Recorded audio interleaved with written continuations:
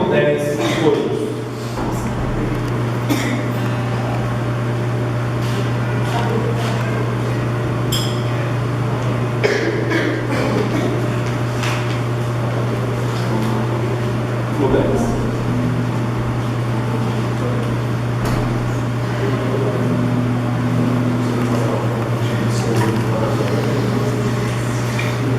Não quero que ignoreis, irmãos, que os nossos pais estiveram todos sob a nuvem, todos atravessaram o mar, e na nuvem e no mar todos foram batizados em Moisés, todos comeram o mesmo alimento espiritual, e todos beberam a mesma bebida espiritual, pois bebiam de uma rocha espiritual que os acompanhava, e essa rocha era Cristo. Apesar disso, a maioria deles não agradou a Deus, pois caíram mortos no deserto. Ora, esses fatos aconteceram para nos servir de exemplo, a fim de que não cobicemos coisas más como eles cobiçaram.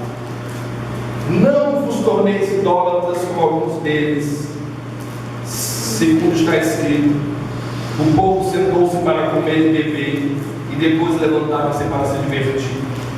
Nem nos entreguemos à prostituição como alguns deles se entregaram, de modo a perecerem num só dia 23.000. Não tentemos ao Senhor, como alguns deles o tentaram, de modo a morrer pelas serpentes. Não murmureis como alguns deles murmuraram, de modo que pereceram pelo exterminador. Estas coisas lhe aconteceram para servir de exemplo, e foram escritas para nossa instrução, nós que fomos atingidos pelos fins dos tempos. Assim, pois, aquele que julga está em pé, tome cuidado para não cair. As tentações que vos acometeram tiveram medida humana.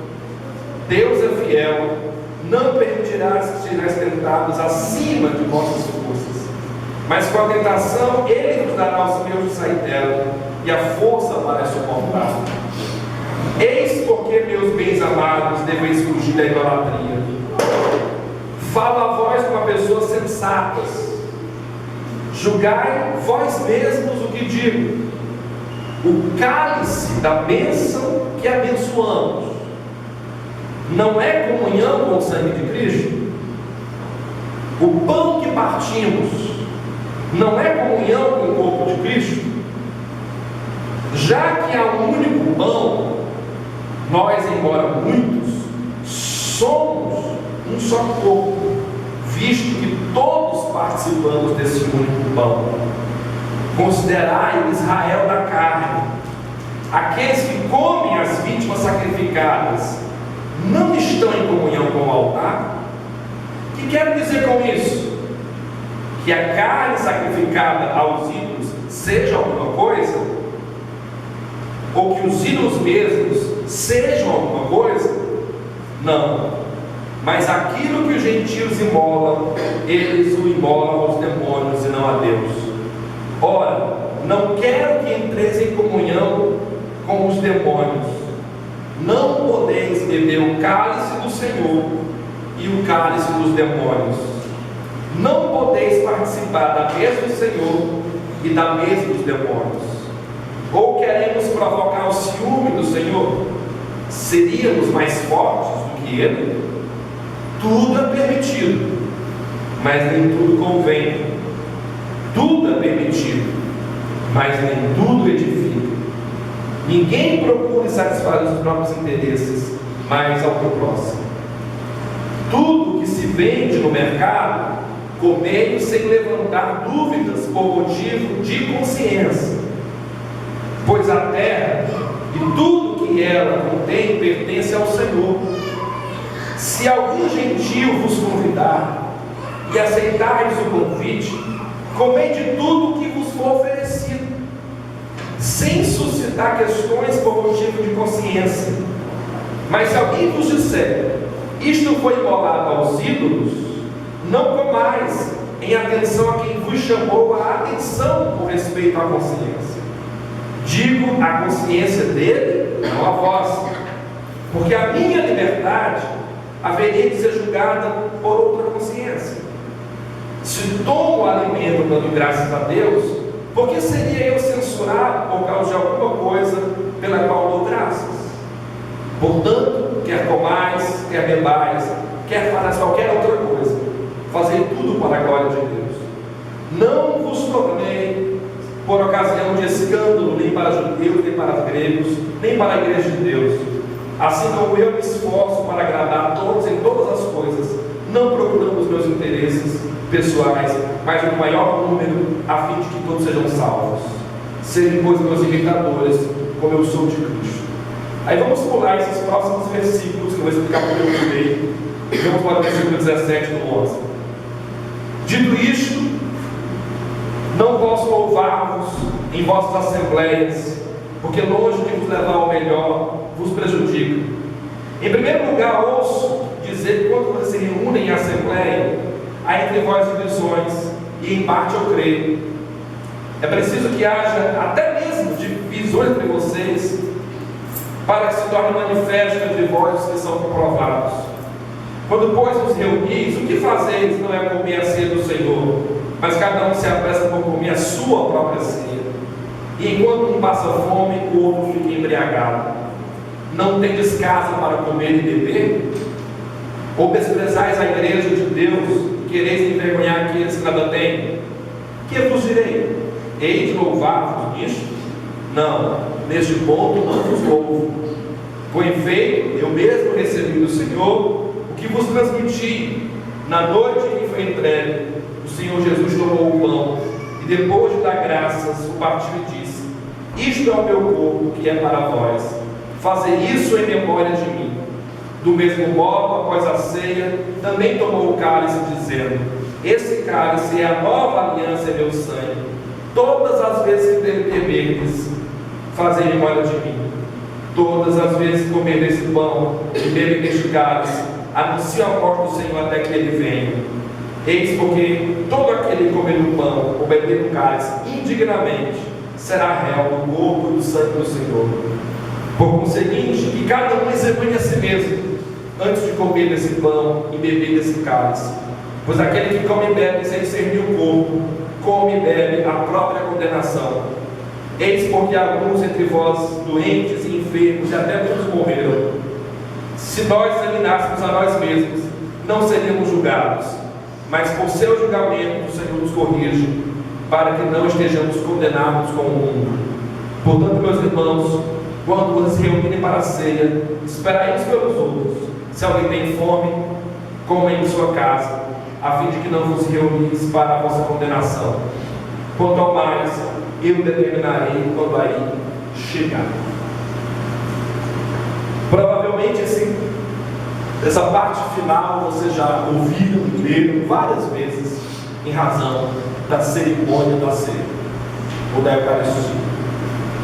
Muito improvável é que vocês tenham lido desde onde eu comecei a ler, porque é de costume entre nós, seja na igreja evangélica, protestante ou católica, fazer seleção de textos até por causa do dinamismo da reunião.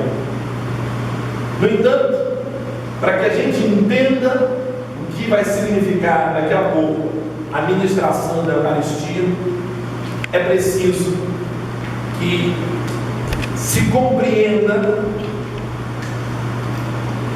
os motivos que nos levam a ceiar e tudo que está implícito nessa cerimônia. Por isso eu li para vocês desde o capítulo 10, porque desde o capítulo 10 vem se explicando o que ocorre no universo da Eucaristia. Primeiro, logo no início do capítulo 10, Paulo está fazendo referência a uma história Eu estava lendo esse texto em casa, fiz a Bianca de minha aluna, e ela ficou uma aluna. Eu perguntei: que história esse texto está se referindo? E ela acertou. Não sei se o texto vai acertar. Qual é o momento da história do Antigo Testamento que o capítulo 10 está se referindo? Vocês sabem? Não quero que ignoreis, irmãos, que os nossos pais estiveram todos sob a nuvem. Que nuvem é essa? Alguém sabe? Do deserto. A nuvem do deserto. É o que diz. A nuvem que cobria os judeus na travessia pelo deserto, impedia que eles sofressem esse processo de insolação, que ajudou eles a caminhar. O texto diz: todos estavam sob a nuvem, todos atravessaram o mar. Que fenômeno é esse? Mar Vermelho. Travessia do Mar Vermelho. E na nuvem e no mar, todos foram batizados em Moisés. Se você pega esse texto, o que está óbvio no texto? Que Paulo está pegando um elemento histórico, um dado histórico para os judeus, um acontecimento histórico para os judeus, e tornando ele simbólico para comunicar alguma coisa.